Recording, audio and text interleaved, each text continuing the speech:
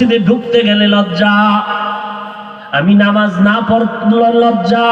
তুমি কেমন মুসলমান যে নামাজ পড়তে গেলে লজ্জা, আমি পর্দা না করলে লজ্জা পাই। তুমি কেমন মুসলমান যে পর্দা করতে গেলে লজ্জা পাও?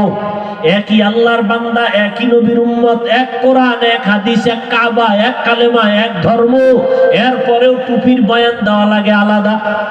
আবার নামাজের বয়ান দিতে হয়, পাও ধরে ধরে ধরে ধরে বুঝাই। হিন্দুদের যদি বুঝাইতাম ওরা মদিনার আশে খায় যেত, খ্রিস্টানকে যদি পাও হাত দিয়া বুঝাইতাম ওরা আশে খায় যেত। কিন্তু হলো কি আজ বুঝলাম না, এক আল্লাহর গোলাম হওয়ার পরেও কেন এক মসজিদে এক জামাতে আমরা হাজির হতে পারি না? এক নবীর উম্মত হইয়াও কেন এক পোশাকে চলতে পারি না? টুপি মাথায় দিতে বাধা কেন? দাড়ি রাখতে বাধা কেন? পর্দা করতে বাধা কেন? তবে এই বাহাদুরি কেন রে বাবা? কিসের আশা? টাকা পয়সা দুনিয়া কই?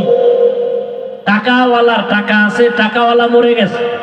যমুনা গ্রুপের মালিক করোনায় মারা গেল, কিচ্ছু নিয়ে যেতে পারে না, 3টা সাদা কাপড়।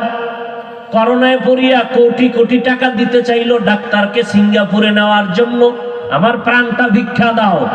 কোটি কোটি হাজার কোটি টাকা দিয়েও প্রাণ আর ফেরত পায় নাই।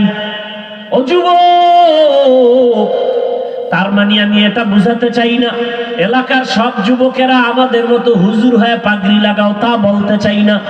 আমি তাবলীগের সন্তান, তার মানে তোমরাও সব তাবলীগে যাও, না হয় জাহান্নামে যাই।